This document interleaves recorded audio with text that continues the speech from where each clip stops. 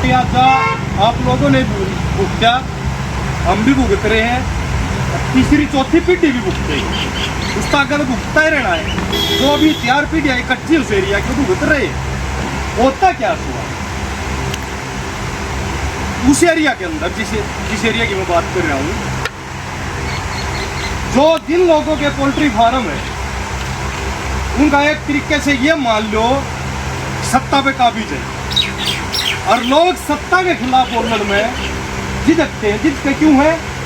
एक विशेष समुदाय से कोई एक ठेकेदार बन गया, खा दिया हो गया, यानी एक समुदाय का व्यक्ति उस पर कब्जा, और वो लोग उसको बोलना नहीं चाहते। दूसरी बात, अब क्या चल रहा है सिस्टम, ये यहाँ भी चलेगा।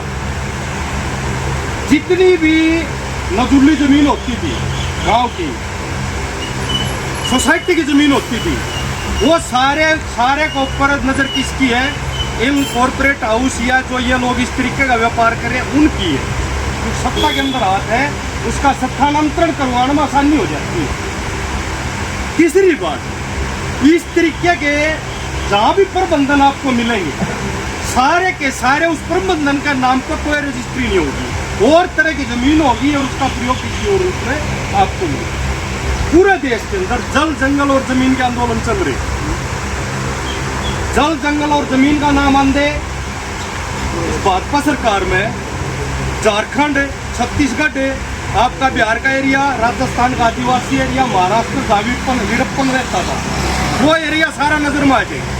वहाँ जो भी आंदोलन चल लगा कि जल, जंगल, जमीन जो है यहाँ देश के वासियों की है, और ये भारतीय जनता पार्टी क्या कह देती है, ये तो नक्सलवादी है। कॉर्पोरेट हाउस की नजर किस पे? जमीन पे। जहाँ कोयले की खान है वहाँ अडानी, अंबानी और जितने कॉर्पोरेट हाउस में व्यापार करते हैं उन लोगों का पूर्णतः कब्जा हो गया। धनबाद के अंदर गया हुआ था, वहाँ हमारी मीटिंग थी, अलग तरह की स्माइल वहाँ आ रही थी। तो बोले पहली बार कहा था कि स्माइल किस चीज़ की है? बोले आप जहाँ खड़े हो वहाँ से 2 किलोमीटर नीचे कोयला धधक रहा है। धधक रहा मतलब बोले खाली है, बिल्कुल खाली है। अगर आग 10 किलोमीटर इधर लगेगी तो यह नहीं कि कोयला इधर नहीं पकड़ा। आप ये जो जमशेदपुर का एरिया है, बोकारो का एरिया है, वहाँ जाओगे, जितनी पॉपुलेशन है 100 की 100% मौत का मुंह है। अगर वहाँ के लोग आंदोलन करते तो सत्ता न दबाने की कोशिश करें, रातों रात हजारों लोगों का पता नहीं कहाँ से कहाँ गए। अब ये जो मूवी चल रही है पंजाब वाली, आपने सुनी होगी, शत्रुज मूवी, इस तरीके के वहाँ जो मानवाधिकार का काम करने वाले लोग हैं, यहाँ जो आवाज उठाने वाले लोग हैं, रातों रात काज कर लिए जाते हैं। तो मेरा इस सारी बातों कहने का मतलब ये है कि आज के टाइम में जल, जंगल और जमीन, तीनों चीज की अगर इंसान ये इंसान इस धरती पर रखना है तो तीनों चीज सबसे पहले जरूरत पड़ेगी। बगैर जल नहीं रह सकता, बगैर सही धरती नहीं रह सकता, और बगैर जंगल भी नहीं रह सकता।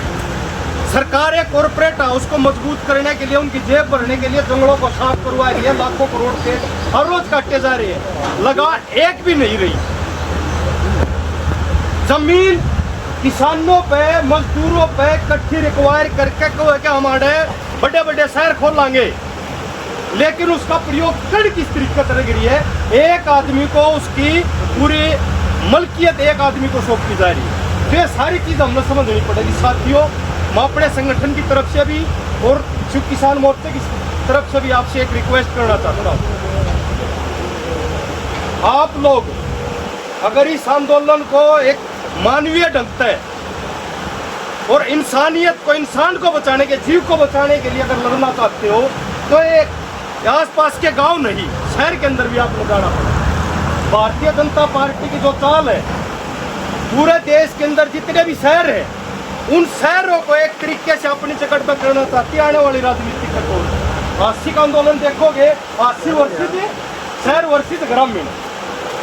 आप और जहाँ भी आंदोलन चल रहे हैं, शहर का मामला लेकर बीजेपी खड़ी हो जाए, उसमें शहर वर्षित ग्रामीण। आने वाली लड़ाई भी जो एक तरीका से कॉर्पोरेट हाउस करना चाहता है, ग्रामीण वर्षित शहरी करना चाहता है। और इसी तरीका से जितने भी बड़े बड़े रोड निकलने लग रहे, बड़े बड़े कह रहे हैं कि हम बड़े बड़े शहर बसावा, भाई कैथल शहर है, इसमें एक हम इतना सही डाल सकते हो। गुलाची का है, इतना गंद पड़ा रहा, आदमी लकड़ नहीं सकता।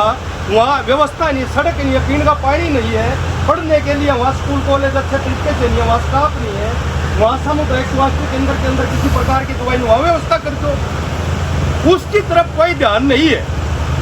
तो इसलिए साथियों, जो लड़ाई है जनमानस की लड़ाई को इसको बढ़ाना पड़ेगा, और जब तक जनमानस की लड़ाई नहीं बढ़ेगी इस प्रकार से इन समस्याओं का समाधान नहीं हो सकता। तो आप सभी से एक रिक्वेस्ट, आसपास का जो एरिया है वहाँ प्रत्येक गांव घर घर जाओ, टीम बना के उनको समझाओ, भैया लड़ाई या न मानो कि छोटा ढेर दिखे 10-15 साल में बड़ा भी हो जाएगा।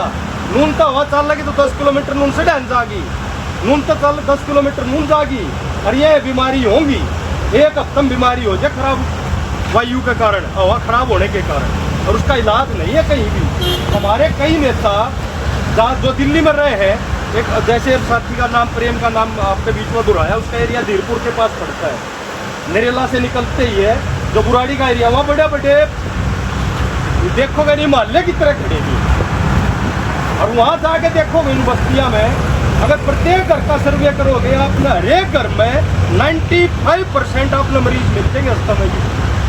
50 साल के बाद 55 साल के बाद वो उबारा लेकर बाहर निकलना स्टार्ट होते हैं।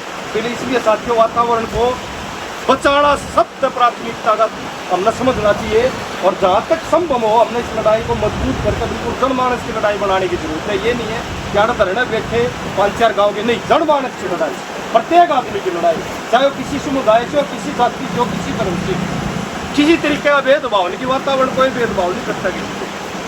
आप सभी ने मेरी बात सुनी, आप सभी का बहुत बहुत धन्यवाद। इंकलाब जिंदाबाद, जय जनता जय संघ। इनसे तो बात करके, वैसे तो सभी राजनीतिक पार्टियों से, लेकिन इनसे बात करके विचार के रखना। तो पिछले दिनों भी इंसान बैठे हैं जिन दोनों लड़ रहे हैं वो जनक राम वाला हो, और एक ही आदमी आके एक बार सारे आंदोलन को पलटी मार, ऐसे लोगों से दूर छेकर रहना आपने। आज हमारा जो प्रोग्राम था रविदास धर्मशाला में, कुछ जो पढ़े लिखे नौजवान हैं उनकी नौकरियों के मामले में कोई बात आई, वहाँ एक वो नेता आ गया जिसने अपने कामों में हरियाणा में आग लगाई थी पीछे, सत्ती बरादरी उसने 35 वर्ष एक कर दिया, और वो इसके कारण बीजेपी जीतने में पूरी तरह सफल रही।